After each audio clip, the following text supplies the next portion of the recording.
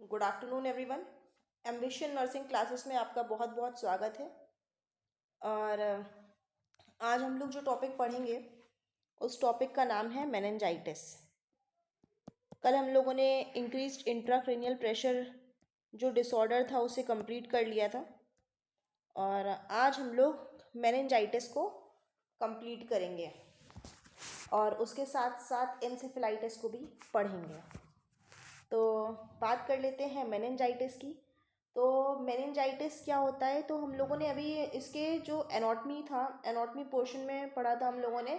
जो ब्रेन की जो सीएनएस की कवरिंग थी वो क्या होती है, उसको हम लोग मेनिंजेस बोलते हैं। क्या बोलते हैं? मेनिंजेस बोलते हैं। क्लियर? जैसे ये मान लीजिए आपका ये ब्रेन है, इसकी जो कवरिंग है, ये मान लीजिए ये ब्रेन है, ये जो इसकी कवरिंग है इसको हम लोगों ने क्या बोला? मेनिंजेस बोला। इसकी कवरिंग में क्या हो जाना, इन्फ्लामेशन हो जाना, उसको क्या बोलेंगे? मेनिंजाइटिस बोलेंगे। क्या बोलेंगे? मेनिंजाइटिस। ये आपकी क्या है? ब्रेन की कवरिंग है और इसमें क्या हो जाना, इन्फ्लामेशन हो जाना, यानी कि इसमें क्या हो जाना, इन्फ्लामेशन हो जाना। तो ये आपका क्या कहलाएगा? मेनिंजाइटिस कहलाएगा। क्लियर? अब इसमें बात कर लेते हैं आपकी। तो ये इसकी डेफिनेशन लिखना हो तो आप ये लिख सकते हैं, inflammation of the covering of brain and spinal cord. Inflammation of brain and spinal cord covering. ये आपकी क्या हो गई? डेफिनेशन हो गई। अब इसमें बात कर लेते हैं कौन कौन सी लेयर आपकी इन्वॉल्व होती हैं। तो इसमें आपकी जो लेयर इन्वॉल्व होती हैं वो होती हैं आपकी, सबसे पहले जो है, जो नीचे की आपकी लेयर है, यानी कि जो आपकी नीचे की लेयर है ये वो है आपकी पाया मैटर, बीच वाली है एरेक्नॉइड मैटर और तीसरी वाली है आपकी ड्यूरा मैटर। तो जो सबसे नीचे वाली लेयर है वो क्या होती है, वो सबसे पहले इन्वॉल्व होती है, यानी कि नंबर 1 पे आपकी कौन सी इन्वॉल्व होगी? पिया मैटर। नंबर 2 पे आपकी कौन सी इन्वॉल्व होगी? Arachnoid matter. और नंबर 3 पे कौन सी होगी आपकी? ड्यूरा मैटर इन्वॉल्व होगी। तो ये 3 लेयर क्या होंगी? मेनिंजेस की आपकी इन्वॉल्व होंगी। सबसे पहले आपकी पिया मैटर, दूसरी होगी एरेक्नॉइड मैटर और तीसरी होगी आपकी ड्यूरा मैटर। और मेनिंजाइटिस की बात करते हैं तो मेनिंजाइटिस जो होते हैं वो 2 तरह के होते हैं। कौन कौन से हो गए? 2 तरह के। एक तो आपका हो गया पैची और दूसरा आपका हो गया लेप्टो। तो ये 2 तरह के मेनिंजाइटिस होते हैं। अब पैची मेनिंजाइटिस में क्या होता है, वो होती है आपकी ड्यूरा मैटर की मेनिंजाइटिस होती है। किसकी होती है? ड्यूरा मैटर की मेनिंजाइटिस होती है। और जो लेप्टोमेनिंजिस होती है वो क्या होती है? पिया प्लस एरेक्नॉइड की मिला के उसको क्या बोलते हैं? लेप्टोमेनिंजाइटिस बोलते हैं। तो ये क्लासिफिकेशन आपका क्लियर हो गया कि मेनिंजाइटिस के कितने पार्ट हैं आपके? 2 टाइप की हैं, एक होगी एक होगी पैची मेनिंजाइटिस और एक हो गई लेप्टोमेनिंजाइटिस। तो पैची मेनिंजाइटिस कौन सी लेयर इन्वॉल्व करती है? Dura mater. और लेप्टोमेनिंजाइटिस कौन सी इन्वॉल्व करती है आपकी? पाया प्लस एरेक्नॉइड मैटर, 2 लेयर आपकी इन्वॉल्व करती है। अब बात कर लेते हैं हम लोग मेनिंजाइटिस और कौन कौन सी तरह की हो सकती हैं। तो मेनिंजाइटिस जो है आपकी 2 तरह की होती हैं।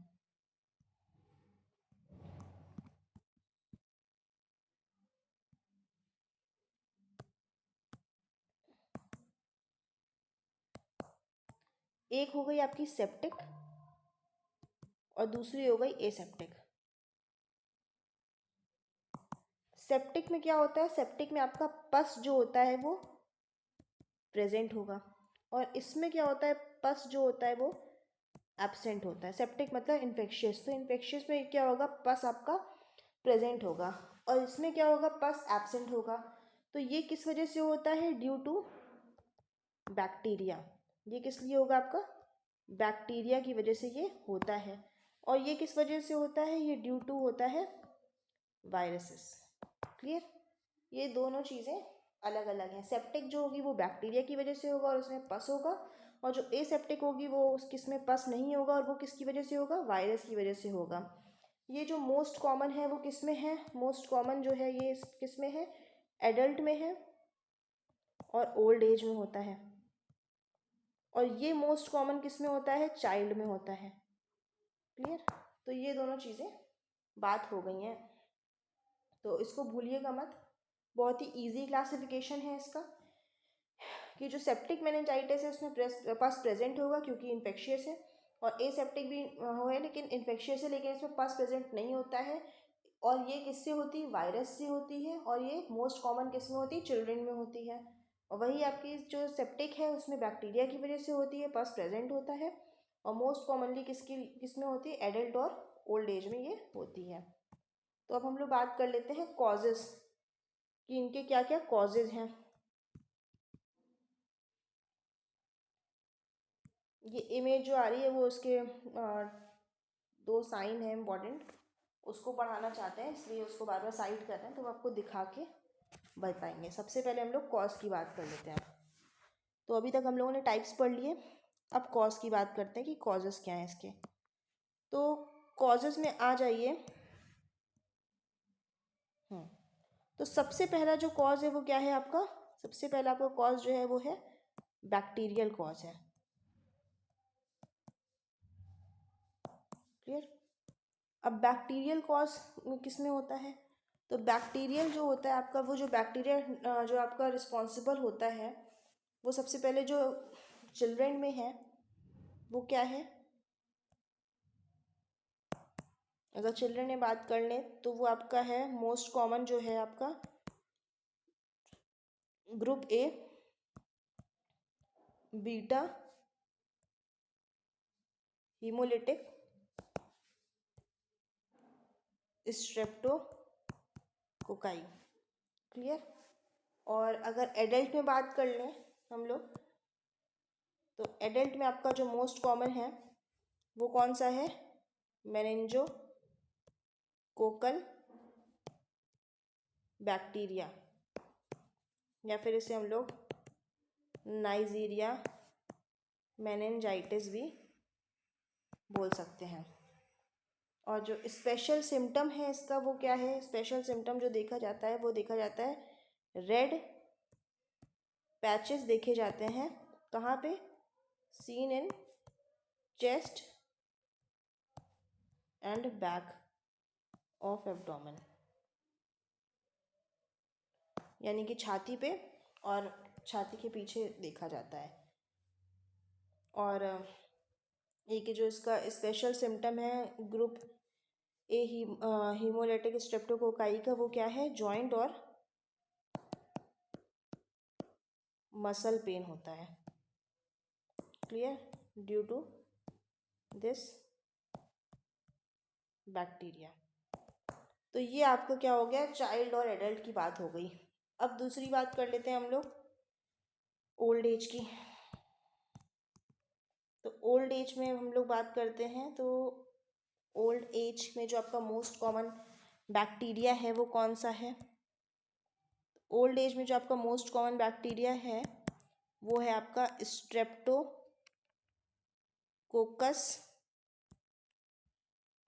निमोनिया। और उसका जो स्पेशल सिम्टम है वो क्या है आपका, सीजर कॉज करता है।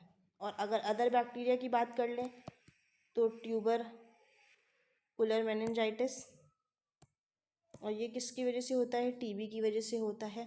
अगर इसको हम लोग CSF इसका जो है क्या करेंगे, सैंपल के तौर पे लेंगे, तो ये कैसा शो करेगा, कोब वेव अपीयरेंस शो करेगा। क्लियर। क्यों, क्योंकि इसमें जो लिम्फोसाइट्स हैं उसका लेवल बहुत ही हाई होगा, तो इसी वजह से क्या करेगा, ये कोब वेव अपीयरेंस शो करेगा। अब हम लोगों ने बैक्टीरियल कॉज पढ़ लिए हैं सारे, एडल्ट वगैरह सारे। तो अब बात कर लेते हैं हम लोग वायरल कॉज की कि क्या क्या वायरल है। तो वायरल मेनिंजाइटिस क्या कौन सी होती है, तो वायरल में आपका क्या क्या आ गया, जो मोस्ट कॉमन सिम्टम है वायरल में वो आपका कौन सा होगा,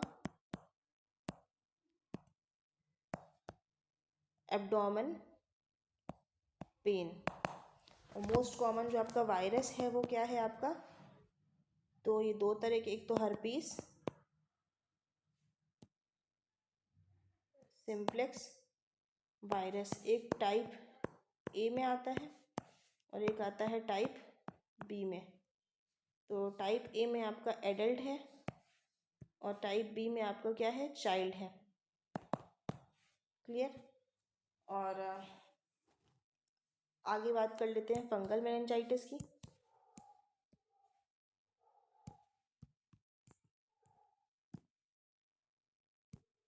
तो फंगल मेनिंजाइटिस में आपके दो आ गए। फंगल की बात कर लेते हैं। फंगल में आपके आ गए, एक तो आपका गया Candida albicans most common fungal में, और एक आपके आ गया क्रिप्टोकोकल नियोफोरमैन, और एक आपका आ गया एस्परगिलस नाइगर। ये आपके आ गए क्या, फंगल के मेनिंजाइटिस के। लास्ट बट नॉट लीस्ट आपका आ गया प्रोटोजोअल। तो प्रोटोजोअल में आपका कौन सा आ गया, एमीबा आ गया। और ये किस में मोस्ट कॉमनली किस में देखा जाता है, ये आपका स्विमर्स में देखा जाता है। तो ये तो बात हो गई हमारे कॉजेस की बात हो गई। अब उसके बाद बात कर लेते हैं हम लोग साइन एंड सिम्टम्स की बात कर लेते हैं कि इसके साइन और सिम्टम्स क्या क्या होते हैं। तो नेक्स्ट हम लोग बात कर लेंगे साइन एंड सिम्टम्स की, क्या क्या साइन और सिम्टम्स देखने को मिलते हैं। तो सबसे पहले अगर इन्फ्लामेशन होता है तो इन्फ्लामेशन में हम लोग को पता है सबसे पहले चीज़ क्या होगी, आपको फीवर होगी। दूसरी चीज़ क्या होगी, सीजर भी आ सकते हैं जैसा कि हम लोगों ने ओल्ड एज में देखा है। तीसरा क्या है, most common anorexia nervosa vomiting, ये तो मोस्ट कॉमन है। फोटोफोबिया हो सकता है। और क्या होगा, हेडेक होगा। और क्या हो सकता है आपको, ऑल्टर्ड लेवल ऑफ कॉन्शियसनेस हो सकती है। और क्या होगा, आईसीपी बढ़ सकता है, और आईसीपी बढ़ने के कारण ही आपका क्या होगा, ऑल्टर्ड लेवल ऑफ कॉन्शियसनेस हो सकता है। तो ये आपके क्या हो गए, कुछ साइन और सिम्टम्स हो गए। अब कुछ स्पेशल साइंस की बात कर लेते हैं हम लोग कि क्या एक स्पेशल साइन है जिसकी इतनी देर से इमेज छुप रही है, उसकी बात कर लेते हैं हम लोग कि आखिर ये क्या है। तो ये आपके जो है कुछ स्पेशल साइन है। तो पहला जो है आपका वो क्या है, आपका कर्निंग साइन है, और दूसरा आपका क्या है, ब्रुडजिंकिन साइन है। तो अब बात कर लेते हैं इनकी। तो जो आपका कर्निंग साइन है उसमें क्या होता है, पेशेंट को क्या करना है, आपको सुपाइन पोजीशन देनी है। कौन सी देनी है आपको, पेशेंट को सुपाइन पोजीशन देनी है, जैसे ये ऐसे लेटा है फ्लैट। अब क्या करना है, इसके बाद आपको नी को क्या करना है, आपको एक सेकेंड, नी को क्या करना है, नी और हिप को फ्लेक्स करना है 90 डिग्री पे।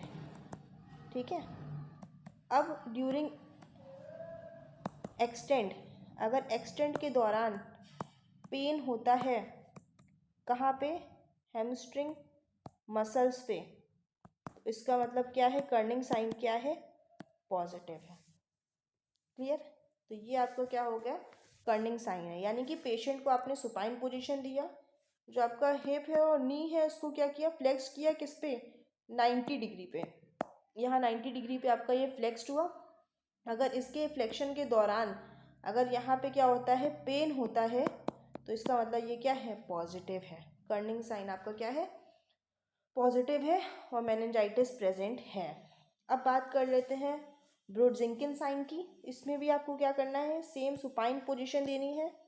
सुपाइन पोजीशन के बाद आपको क्या करना है, हेड फ्लेक्स करना है। हेड को क्या करना है, फ्लेक्स करना है, जैसे ये फ्लेक्स करा है हेड। अगर ऑटोमेटिकली नी फ्लेक्स हो गया, ठीक है, ऑटोमेटिकली आपको क्या हो गया, नी फ्लेक्स्ड हो गया, तो इसका मतलब क्या है, पॉजिटिव ब्रुडजिंकिन साइन है आपका। जैसे ये आपकी क्या है, नी फ्लैट था, अब ये इसने क्या कर लिया, इसके साथ साथ इसको भी फ्लेक्स कर लिया। तो जब ये फ्लेक्स हो गया तो इसका मतलब क्या है आपका, ये भी पॉजिटिव है। तो ये आपका क्या है,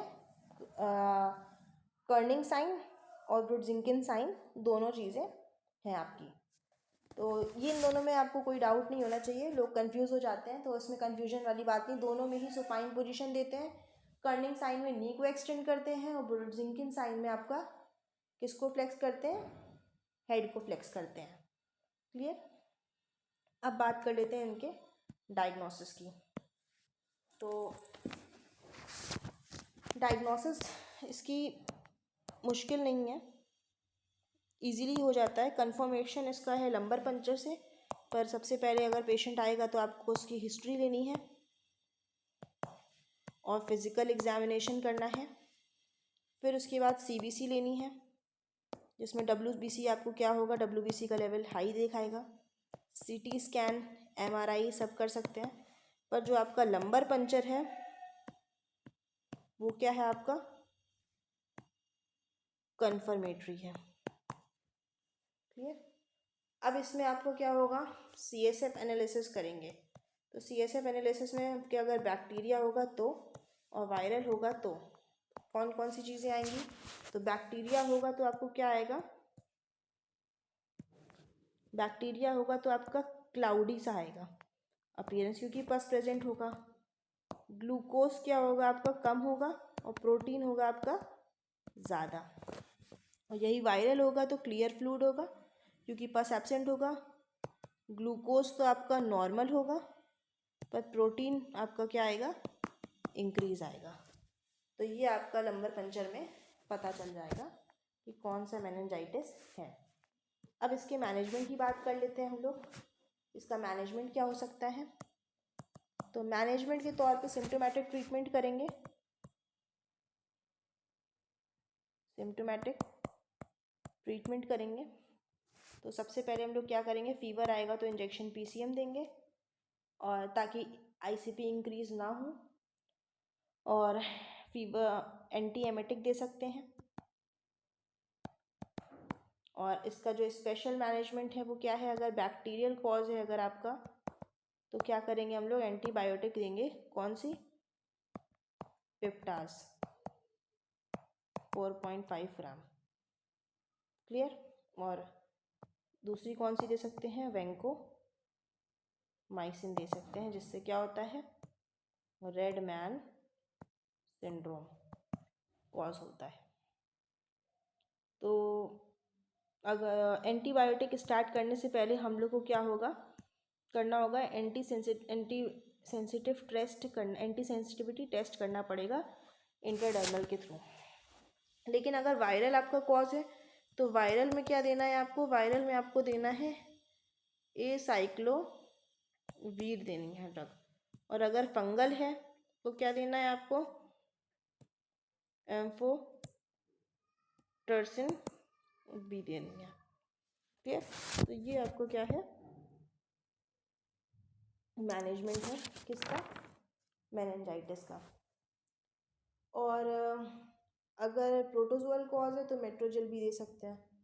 और अगर इसका आप नर्सिंग रोल देखेंगे तो नर्सिंग रोल आपका कौन कौन सा है, पेशेंट को आप क्या करो, आइसोलेट कर दो। और क्या कर सकते हैं आप, कितने घंटे के लिए, 24 से 48 घंटे के लिए कर दीजिए। अगर मदर नेगेटिव है तो इन्फेंट को आइसोलेट करिए, एनवायरमेंटल के स्टिमुलेशन को कम कर दीजिए, और आइसोलेशन करिए ड्रॉपलेट से, ताकि रिस्पायरेटरी इन्फेक्शन ना हो। तो ये बात हो गई आपकी किसकी, मेनिंजाइटिस की बात हो गई। अब हम लोग बात कर लेते हैं दूसरी डिजीज़ की, जिसका नाम है एनसेफेलाइटिस। कि एनसेफेलाइटिस क्या होता है, ये क्या होता है, सीधे वो होता है मेनिंजेस का इन्फ्लेमेशन। इसमें इन्फ्लेमेशन किसका होता है, ऑफ ब्रेन टिश्यू, यानी कि पूरे पूरे ब्रेन का ही क्या हो जाता है, इसमें इन्फ्लेमेशन हो जाता है। ब्रेन के जो टिश्यूज़ हैं उसका इन्फ्लेमेशन हो जाता है। मोस्ट कॉमन जो आपका कॉज है वो क्या है, वायरल कॉज है। कौन सा है, वायरल कॉज है, क्योंकि बैक्टीरिया जो होते हैं वो क्या होते हैं, bacteria do not cross blood brain barrier. इसी वजह से जो मोस्ट कॉमन कॉज है वो आपका कौन सा है, वायरल मोस्ट कॉमन कॉज है। और इसमें जो फर्स्ट ऑर्गन जो अफेक्ट होता है, जो फर्स्ट ऑर्गन अफेक्ट होता है उसका नाम है आपका